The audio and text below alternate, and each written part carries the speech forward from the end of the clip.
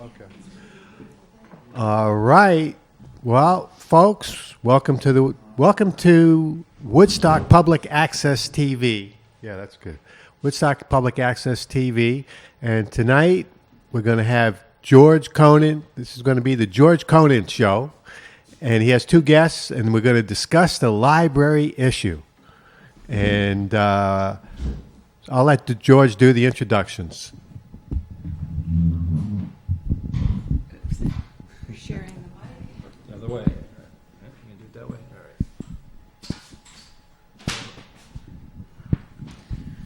All right. Okay, we got to swing the camera around. I hope you all didn't get seasick on that one.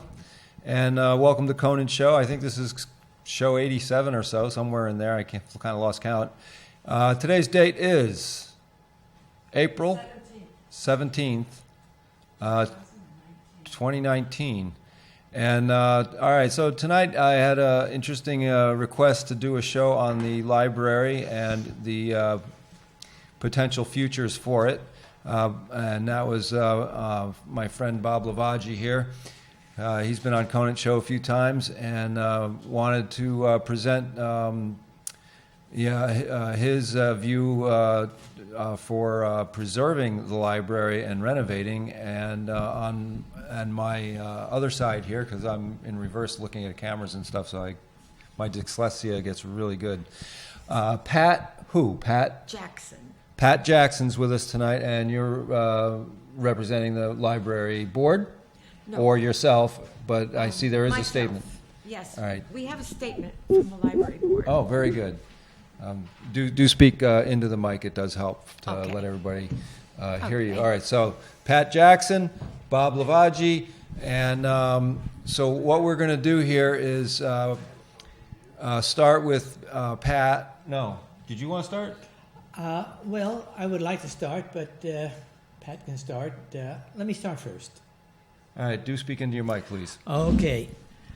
The library board is preparing to vote to sign a contract with an architect who's going to design a building which necessitates tearing down the existing library. And I think that tearing down the existing library is not a good idea. It's a mistake from an ecological point of view. There's 4,000 square feet of library in the front rooms that are in good condition. The foundation, the bluestone work on the outside is all sound and substantial. And the structure of that building is sound and substantial. And that building can be torn down to its bones and rebuilt exactly as it is with all of the high-tech standards of new construction. So the library should be kept there rather than being hauled away to the dump just to be replaced by 4,000 feet of another building that would not be any higher standards technically than restoring the existing building. With that being said, the back of the library can there's enough room in the back of the library to build another 8,000 square feet of new library, bringing the total library up to 12,000 square feet, which is exactly what the architect's plan is calling for. So I am advocating for not tearing the building down and just putting an addition on the back of it. I was hoping that someone from the library board or an advocate for the architect would have appeared tonight, but I discovered it's difficult on short notice to get people to get in front of a camera.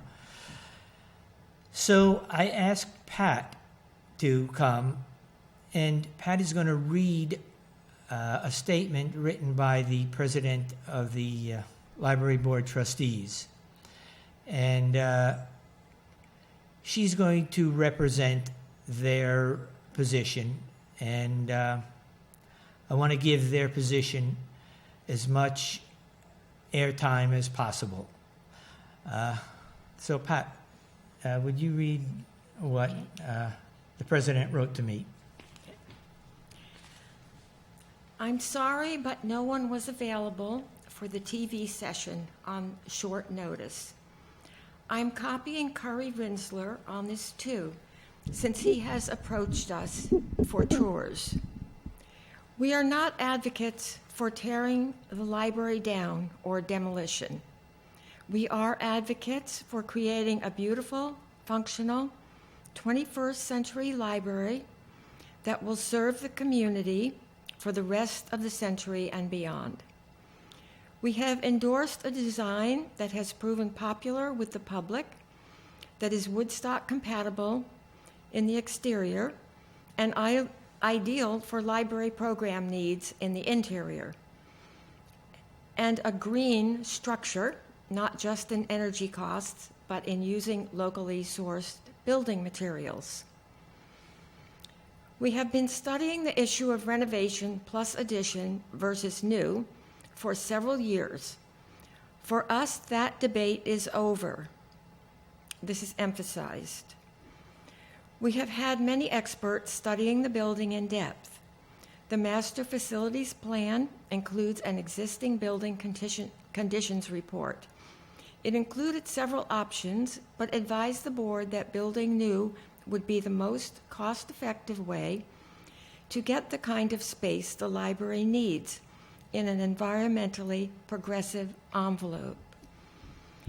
2 of the 3 architects in last year's design competition are preservationists and well known for their work, Stephen Tilley and Janet Knoll. Both of them stated publicly that the current building is not a candidate for renovation or restoration. It's also ironic that you keep saying we are the tear-down people. I believe your proposal also includes tearing down most of the existing library building, including the book barn, which is the largest, older structure with some history and sentiment attached. Best, Dorothea. Thank you, Pat. Okay. Well, those issues that Dorothea wrote to us are the subject of the conversation that we're going to have tonight. And I would like to respond to Dorothea's substantial statement, one item at a time. Unless you want to say anything, George. Well, all right. So I'm kind of not clear. Do you have some more there? In this? Yeah, we're going to go through point by point. Okay. Is the plan. All right. So let's start. Okay. Okay. The letter begins with, I'm sorry, but no one was available for the TV session on short notice. I'm copying Curry Rinsler on this too, since he has approached us for tours. Well, Curry Rinsler has recently got involved in this project, and Curry wanted to inspect the foundation underneath the library. Curry is a registered architect and also a builder.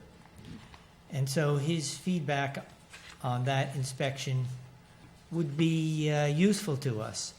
However, I also inspected underneath the library, and I inspected the structural problems of the library. I did that before I made the statement that the library is in good structural condition. It's true that it's short notice to notify them on Monday of this event on Wednesday.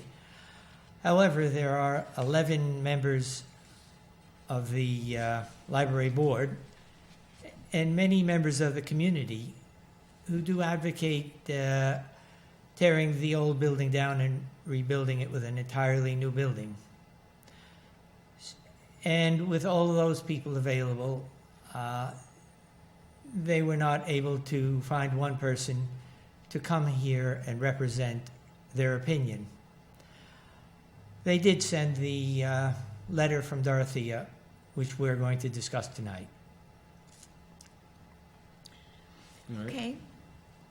The Fair enough. next point was, we are not advocates for tearing the library down or demolition. We are advocates for creating a beautiful, functional, 21st century library that will serve the community for the rest of the century and beyond. Well, let me just interrupt there. Hang on. My thought here is, if I might interject,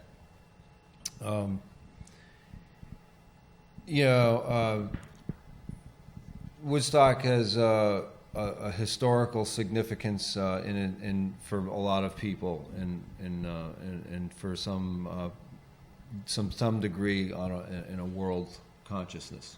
All right, and do either of you know the cornerstone date of the building, when the original structure went up? Well, I'm not an expert on the history of that building, but I know that over 100 years ago there was a doctor's house and office there.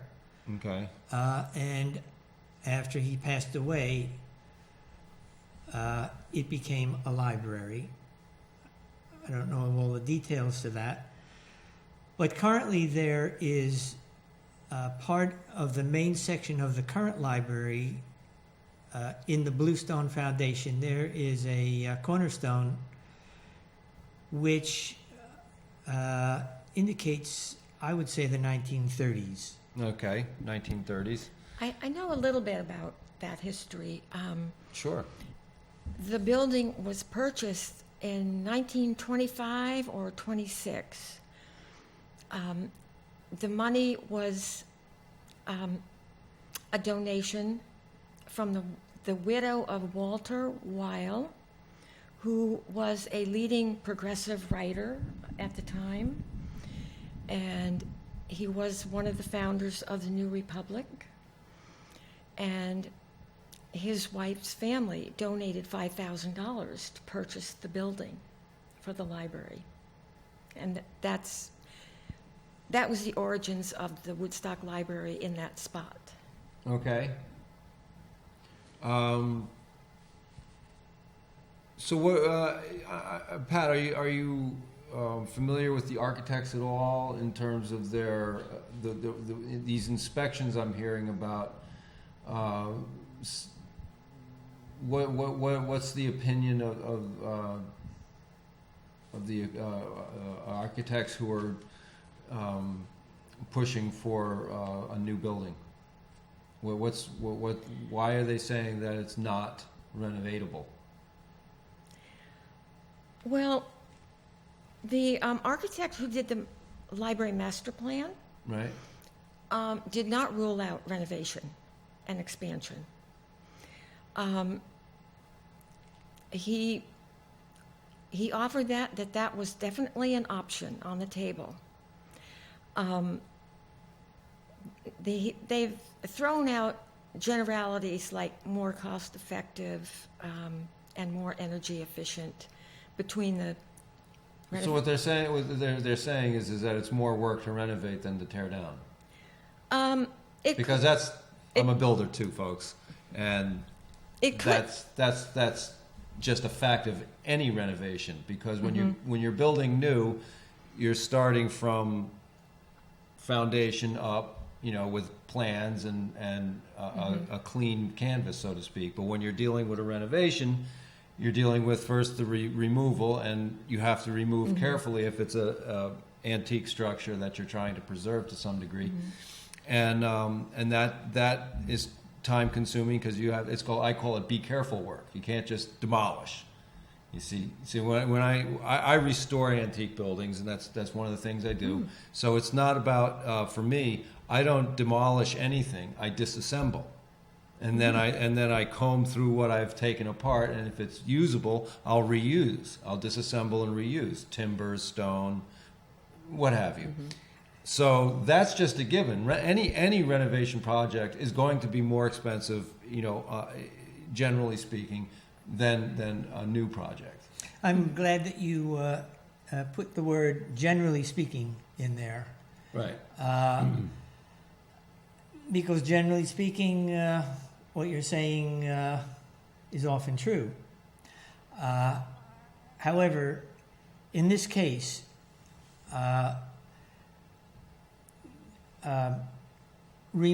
gutting the building is no more difficult than just bulldozing it. Although there's more manpower involved, once the building is gutted, the building is already framed. It's already there, ready to be re-insulated, rewired, and the foundation is already there, so it doesn't have to be rebuilt. And the foundation, in this case, is worthy of keeping because it's hand-laid bluestone. So I think that the building we're talking 4,000 square feet.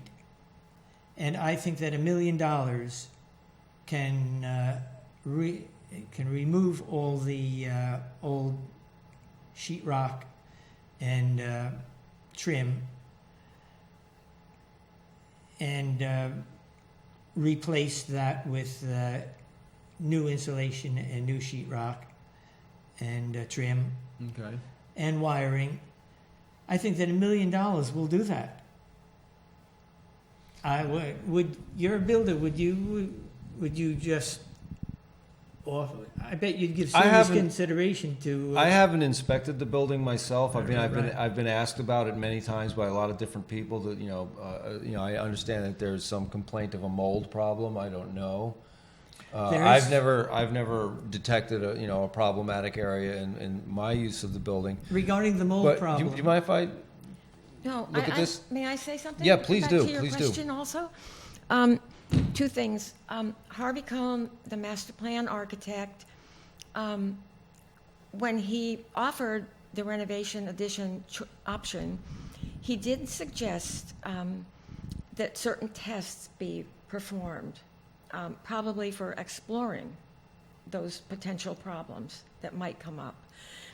And he also did a building conditions report, and the building has been neglected. It does have water and mold, some mold, I don't know how much, in the basement. And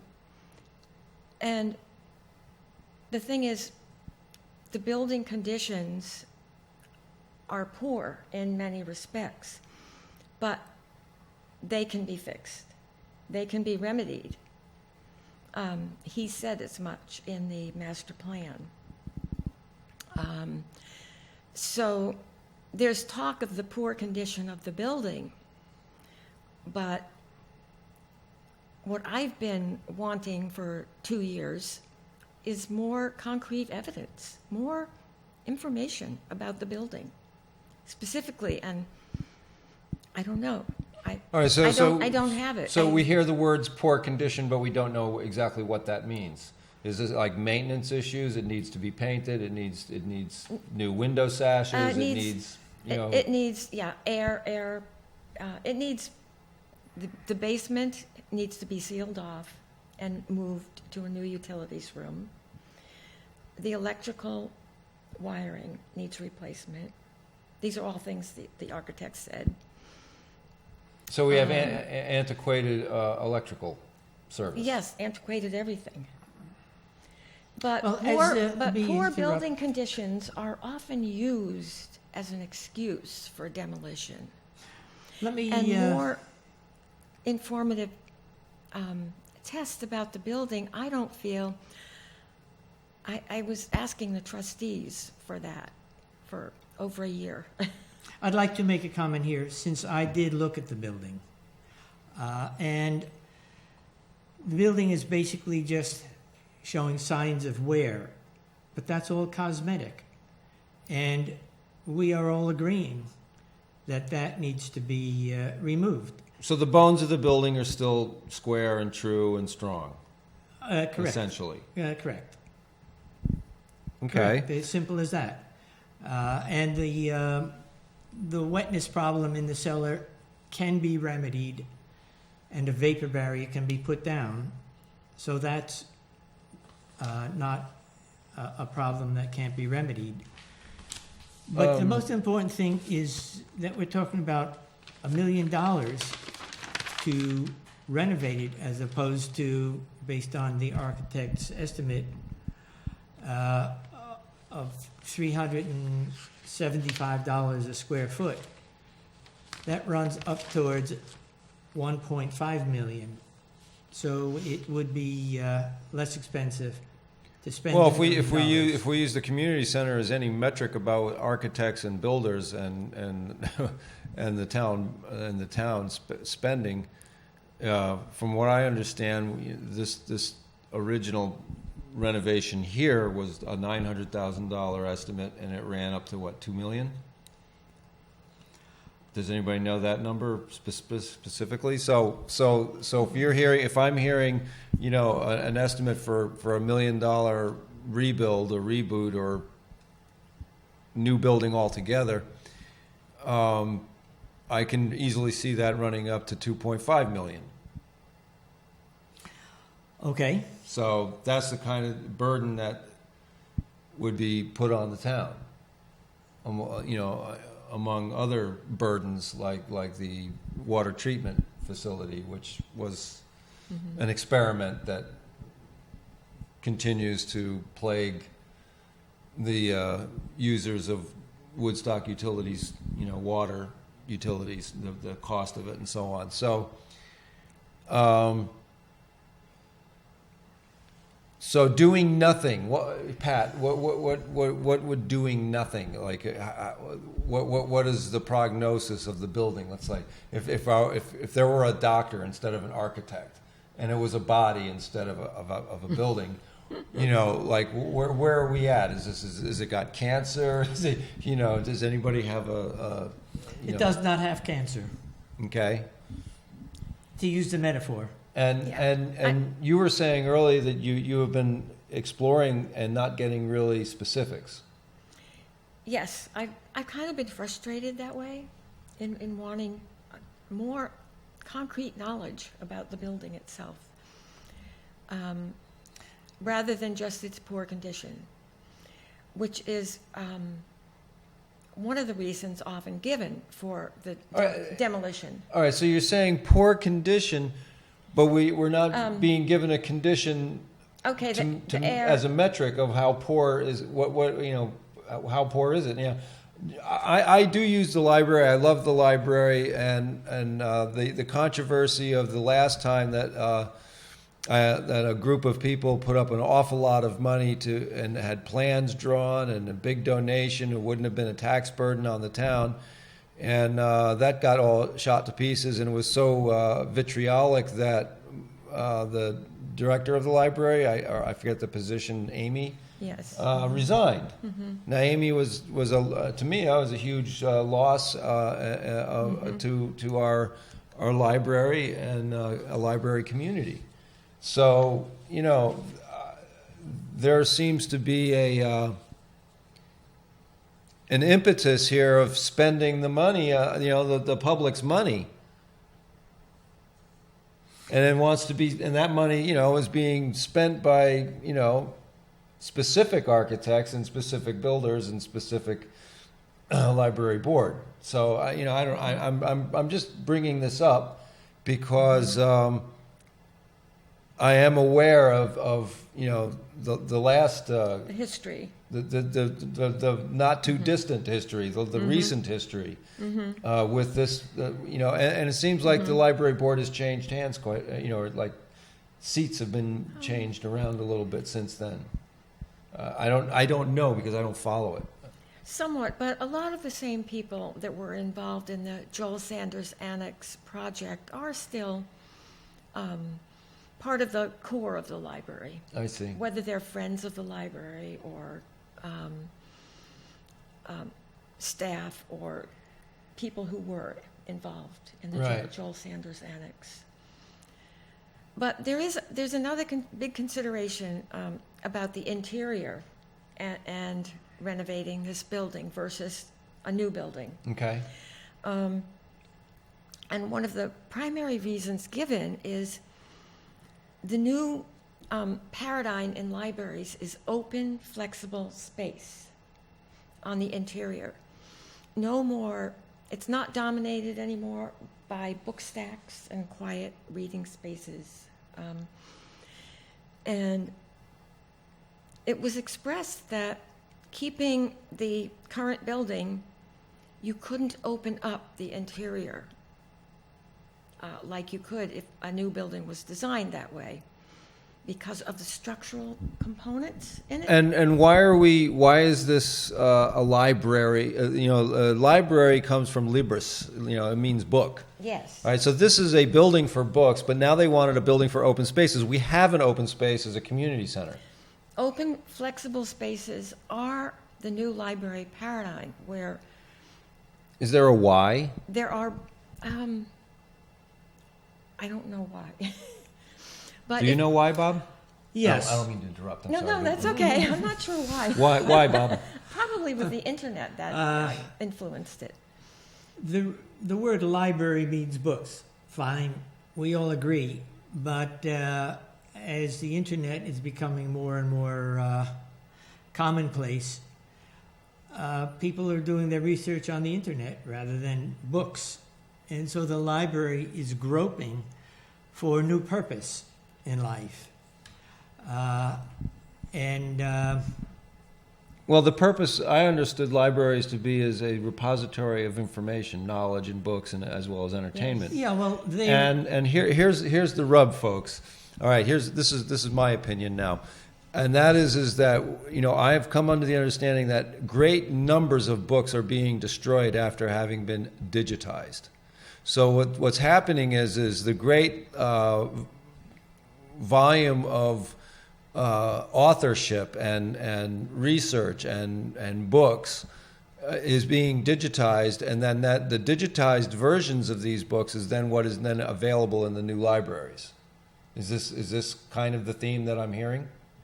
Would the new library even have books in it? Well, let me ask you a question.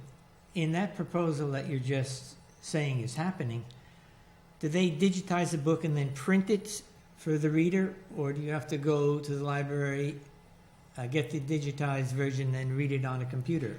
I don't know. What I do know is that extremely rare books are being destroyed for copyright.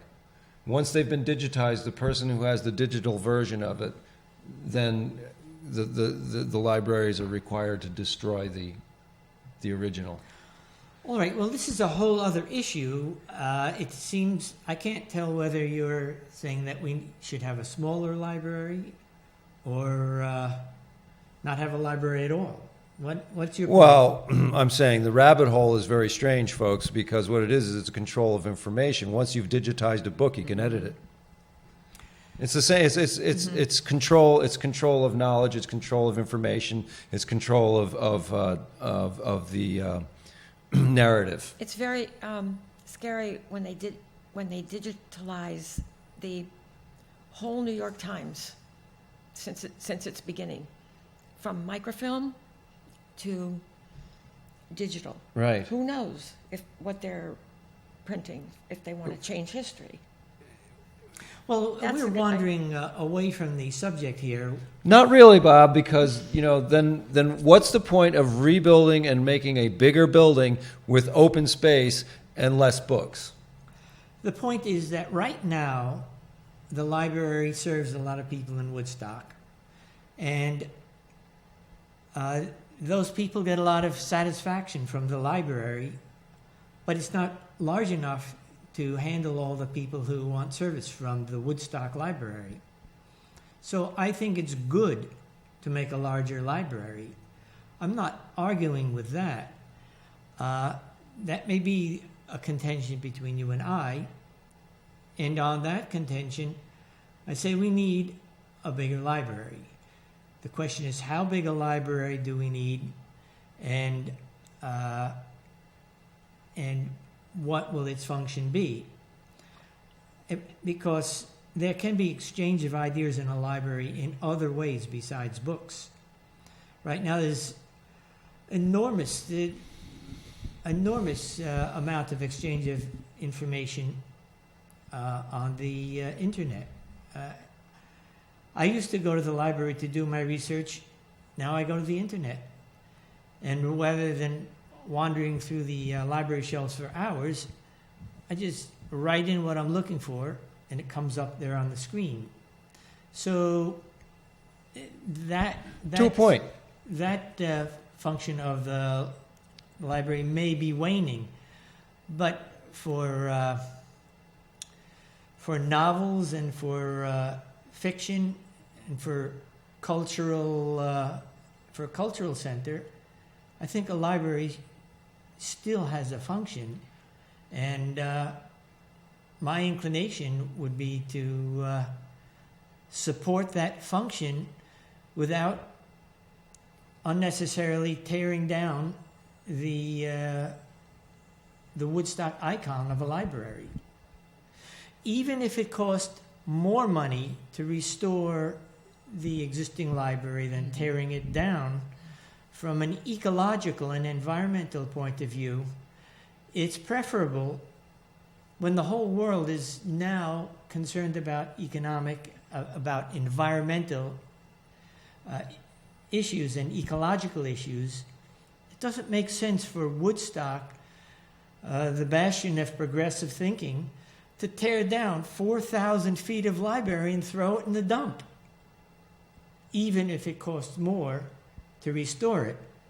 However, I bet you'd take the job of restoring 4,000 feet for $1 million. Being a builder, I bet you'd do it. Or you'd give it serious thought. Not really. I don't want that job. Okay. I don't want that I job. think If you're not interested in a job, I understand why. I withdraw the only statement. I do think Pat, that please. the best of the traditional and the new library paradigms is the best of both worlds. And we could have that in the Woodstock Library. The current building could provide a more traditional sense. We have the historic art room, the children's room, which is a 1948 addition. Mm-hmm. Smaller rooms, more intimate environments for browsing, looking at new books. And then in the new section, open it up and have the open, flexible spaces, the classrooms. Woodstock desperately needs new workshop space and meeting spaces.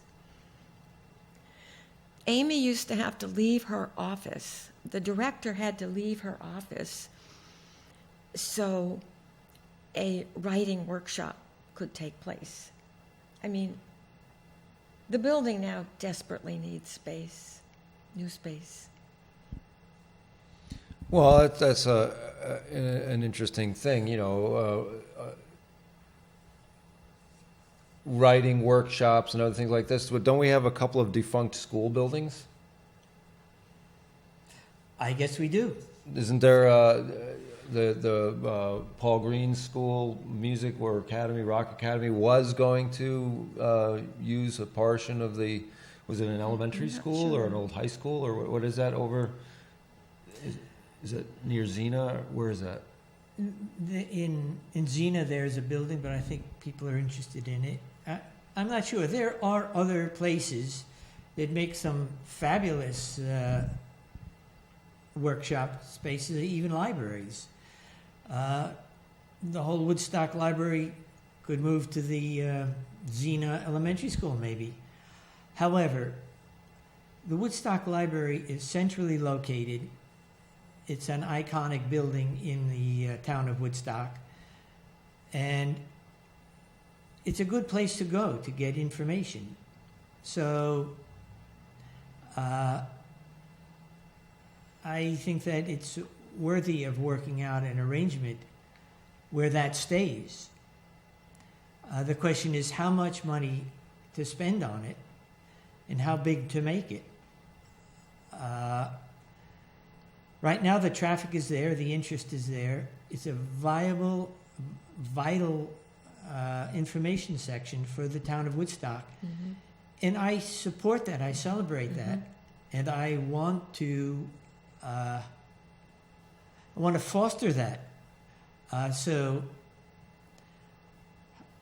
your idea of moving the library somewhere Well, else. I'm not saying moving. I'm saying that this writing workshop is intriguing to me. That there's not enough room to do a writer's workshop because the space is limited. The open space is limited in the library. Very, very limited. I think it's a critical idea that the library produce events and workshops. They are the producer. They don't have to provide the space. There can be performances in different halls and in different churches. There are rooms in different places. There's the community center. All these places could be locations for the library to produce events. The amount of money saved by not paying an enormous mortgage on a bond could be used to produce events in other places. It costs perhaps $1,500 a month per 1,000 feet of building to build a new building at the library. But for $1,500, that $1,500 could be spent on another location where teachers and lecturers give workshops outside the library that are produced by the library. That would be much more flexible than being obligated to pay that particular amount of money to build another 1,000 feet of building, which is only used now and then. Well, that's a hard call because it could be used all the time. It could be overbooked. It sounds like Amy was overbooked in the library. Definitely. More than she could accommodate. I think the library is a hub. It's a hub. I mean, having those things in the library is, to me, very important. You could have some events in other locations, but people love the library. They really love the library, and going to a writing workshop at the library is just part of a whole, I don't know what the word is, but it's important. It's a hub, and it is more than just books. Although that hopefully will remain one of the core. Well, it becomes really a central issue for me in terms of the historical context of a few things like our Constitution, like our laws, like our history, and when say for example, in researching laws, we should have free access, and libraries are supposed to provide access to certain documents. And if there's no access to the physical object anymore, what I've been finding in doing research on the internet is that I'm paywalled or I'm qualification walled. right? Because I can't get access to certain laws and statutes and so on and so forth. You know, but if I go down to Kingston Superior Court, there's the library, the law library is there, and you have the physical books. And Charlie, the senior librarian there, is very, very frightened of the idea of everything being digitized and not available. And that's again, there's control of knowledge, of the knowledge. Well, I'm not arguing with you So it's- that we need the library and we need the physical books. That's not an issue here. And It kind of is, because they're saying in their own statement that, you know, they want to make, you know, they want less books. They no, they kind of don't sort say of- that. They don't say they It's want just less the books. emphasis of the libraries are changing from just being a place of book stacks and quiet research to offering spaces for computers, workshops. Right, flexible open spaces yeah. for, you know, a variety of Yeah, purposes. they're not getting rid of books, but the other thing is with the online catalog, people don't go in and browse fiction the way they used to. They don't go into the stacks in the same way. They look on the computer at home in the online catalog or follow an author. Yes, that way. they do that, and then they call the library. My wife does this twice a week. She sees a book that she wants to read. She calls the library and says, I'd like to read that book. The library says, okay. A few days pass and the library calls up, we have your book, come pick it up. Yeah, that's the interlibrary. Then she goes down, picks it up, reads exchange. it. And the She staff reads it to me. is critical, the staff, the service in a library, still, like you say, the man in Kingston. Right. Woodstock has a wonderful staff and sense of community, and No, this is the function of the library, and it's working really well in that building that's too small. yeah. Do we have a trajectory? Do either of you know a trajectory of when they want to do this program of renovating or rebuilding or Well, tearing down or whatever? I can comment to that. The trajectory is very slow because they don't have the money, and they're going ahead and hiring the architect and paying him $80,000 to design a library which will cost easily $500,000 to build, not included ancillary expenses like moving the library, moving the books, and managers and supervisors. You said $500,000, Bob. You We mean, will cost don't you mean easily- $7 million? The architect is getting paid $500,000. Oh, that's the architect's fee. And sorry. The building that he's designing will cost easily $5 million. If I mixed $500,000 with $5 million, it's $5 million. And the library doesn't know whether they have the money, but they're going ahead with the architect and paying him the first $80,000. They're planning on getting the architect's drawings in August, and then they're going to start looking to see if they have support for the bond to raise the $5 million.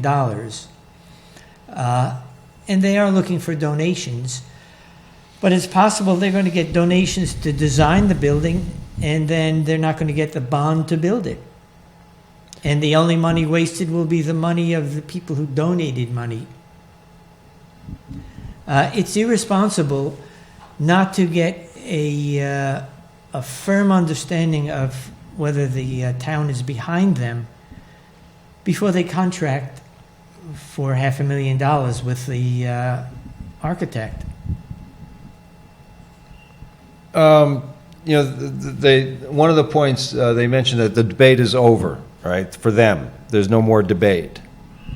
That's been evident to us for 2 years. So in their mind, they're going forward with. With a tear-down plan.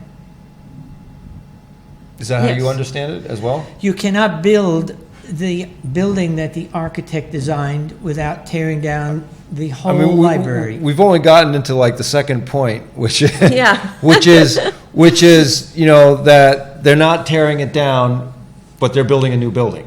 I mean, it's a kind of, does anybody else get that from that statement? It's absurd logic, because the new building goes where the old building is. So for them to say they're not tearing the old building down is embarrassing. They know they're tearing the building down. Why would they say they're not tearing the building Well, down? I don't know. I'm just trying to suss out what was in the statement. She didn't say they're not tearing it down. She said, we're not- not advocating to tear it down, but they are advocating for a building that it's imperative to tear the old building down. So they're just wiggling around there. That would make me angry if I didn't Well, have, that's why I brought it up. if I didn't have compassion for their vulnerability. All right, so the next point. I'd like to make a comment about. Sure. Please do. We are advocates for creating a beautiful, functional 21st century library that will serve the community. So are we. Yeah, we're all advocating that. I would add that our goal is a modern, functional library, 21st century library that will serve the community, and taxpayers will support. Only our version, we would like the current building incorporated into that new modern functional library design. We would like to include at least the front rooms of the current building. And we have the same goal. We have the same goals as So that. that the front entryway, the front edifice has a great deal of sentiment Great and deal. fondness by a lot of people. Great deal. And- Yes. And Yes. In one suggestion I made, I suggested changing that to the children's section with wide open doors. And I've gotten a lot of pushback from the community that would disturb the look of the library too much. So it is possible to have, well, tearing it down will disturb the look of the library quite a bit. Okay. so it's possible to have wheelchair access in the back entrance and leave the front of the building totally as it is. I go for that. I think that's fine. There's another one major reason too. With the plan to incorporate the building, it maintains the library site in a more. It maintains the integrity of the library site because you would have you'd look across the lawn and you'd see the library now, completely, totally updated and new, and then you would have the addition behind it. So it blends better to the street, and it also creates much safer parking on Library Lane. Library Lane is a huge issue. Well, The safety and the parking, that corner is a nightmare to get out of as it and is to get now. into. Yes. Just as it is right now. It's Yes. a very difficult. It's a very sharp, hard T right there. Yes, And yes. I find that you can either go in or go out, but you can't go in and go out at the same time. If you're anybody's, you know what I'm saying? So, in my truck, and I'm trying to make that right turn to come in, and there's, a grandma trying to come out. One has to wait. Maybe that not. Well, we've lived with that condition for the last 60 years or Right, 80 years. yeah. Ever since there were cars, we lived with that condition. There's room for improvement there, but I don't think that's an issue tonight. Well, no, we're That's a fine point that can be handled later. No, they talk about traffic patterns in any infrastructure build out of this kind of nature, where when you're going to be having more functions, Yes. more cars, Exactly. more parking, and you can't even turn into Library Lane because your back tire is going to go over the sidewalk. That has- Okay, That- you You, win. you see what I'm saying, though? Yes. We I gotta talk solve loud that. because I talk loud. Let's just We say got to solve that sooner. that has to be thought I'm not out. arguing with you. That has to be thought out. Yeah, No, there has, we've, we should give that thought. No I mean, question about that. All We could three turn of the us- front lawn into a big parking lot. I mean, what I'm saying is, Yeah, you know, yeah. there is the footprint, all right, for business in Woodstock. There is a footprint. There is an economic footprint, and I had a restaurant across the river in Connecticut, and it was very, very seasonal. You know, from May to the end of October was rocking. And from the end of October or the middle of November till the beginning of May, it was dead because, you know, the people with the money who spend or want to socialize in our restaurant or whatever are in Florida or whatever. They just get out of Dodge, or they just don't come up from the city, whatever it is. Well, yeah, George, So- to address this, I think that improving that intersection is an ancillary expense that's not included in the current estimate of the cost of the library. That should be figured out before they engage with the architect. Well, what I'm bringing up here, guys, is the library board, which doesn't have a representative here, and we don't have an advocate for their views. What I'm trying to put out there is, you know, who has done a body count of how many bodies, how many cars, how many, you know, what kind of traffic is anticipated with this, you know, expansion? Well, if there was a representative of the board here, they would say, or I hope they would say, your point is well taken. It's our responsibility as the trustees to figure that out before we engage with the architect. End of subject. They are responsible for figuring that out. The three of us know it. Everybody knows that they are responsible for that. Okay. It's not something that we need to belabor tonight.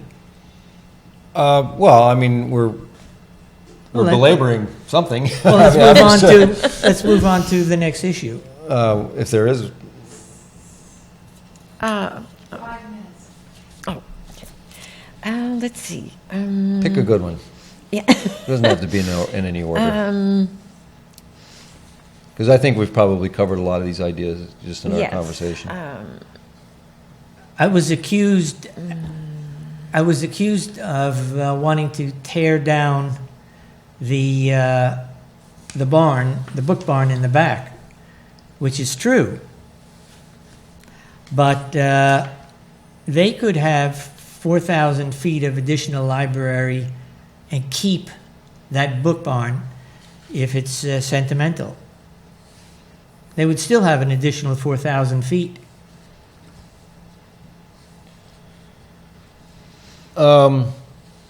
Yeah, it's hard for us to have a debate when we're all sort of on the same page. Trying to Throw it out to the public? Well, the what? All right, we're in our last 7 minutes or less, 5 minutes or so before we close the show. What can we tell the public now? There is a vote tomorrow. Who's Yes. voting tomorrow? There's not a vote tomorrow necessarily. There's the last opportunity for the public to give input to the library before they vote to hire the architect and pay him $80,000. And I'm inclined to think that it's premature and it would be a mistake to pay him $80,000 before they have clear support from the community. Pat, do you have any input? I agree. I wrote a letter to the paper this week, but I believe the library board is dead set on their purpose. They'll probably vote tomorrow to start the schematic design with the architect. They don't have the money, and they don't have public support. I feel they should be working instead towards a successful bond referendum before designing the library. They should work towards a library design that the public and taxpayers of the district will support in a bond referendum. Uh-huh. Unless, I agree with Pat. unless Jeff Bezos gives them, $8 million. I'm sorry, I don't mean to be sarcastic. That was a joke. But I think that it's the taxpayers will support a reasonable amount of money. Everybody wants the library to be made new and upgraded and expanded. New without tearing down the. I have a Right. question, you guys. front rooms. This is probably a dumb question, but the thought here: has our building inspector inspected it? Not that I know of. Not that I I mean, know. has the county building inspector inspected it? Well, one thing I can say, I queried the director, Jessica, last year about the health conditions of the building. And she said the health department inspected the building and confirmed that it was a safe building to occupy. There were no air pollution problems or That's very health problems. That's a very big piece of information, Bob. All right, so But it is not healthy in some ways. I mean, there's actually mold in the basement.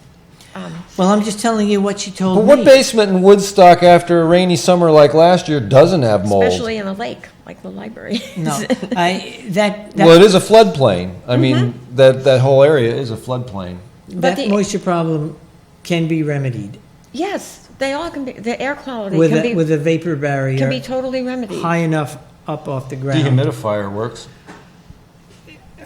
Dry air above the vapor barrier and drainage for the moist air underneath, and proper ventilation, and that problem will be remedied.